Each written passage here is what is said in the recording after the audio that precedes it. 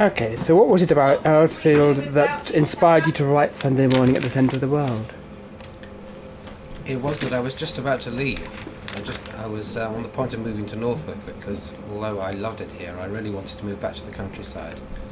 But I didn't want to forget all of the people that I've been living with. I was in a mainly white working class street very near this Tara Arts Centre, and there were many people there who'd been there since before the war, and they were devoting their retirement to talking rubbish and smoking themselves to death. And I was very fond of them. I think they were fond of me as well. I wanted to get their voices down on paper before I forgot. And I was thinking of it as my undermilk wood for this part of London. Great, thank you. Has it changed much since you left Earlsfield? A lot has changed. There's a new Sainsbury around the corner. The school where we used to have the car boot sale has now been sort of built over.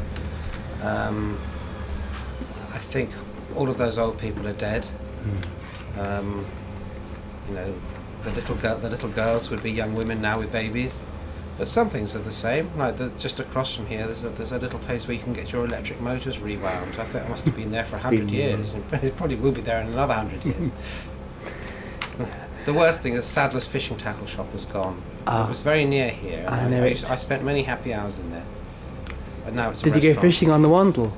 I never fished on the Wandle, but I used to go and look at the fish. Okay. And did you ever think that you'd be narrating your play about Earlsfield in Earlsfield? That didn't occur to me, although it should have done. It was originally written as a radio play with somebody else, I think, as the narrator.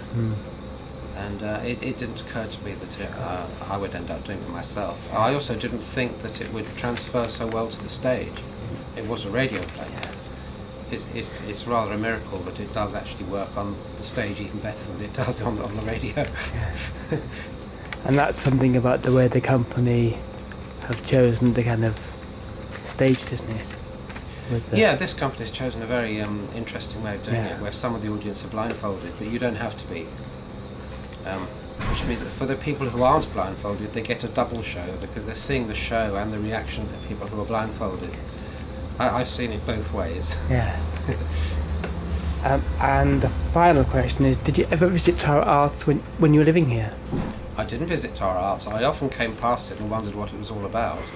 But I don't think this was a performance space back then. I think that the company was based here and they went and performed elsewhere. That's right. Although I often thought of popping in, I never did. And now you have? And now I have, yes. Great. It's a nice little venue. Yeah, sweet, yeah. Great, thank you. Okay.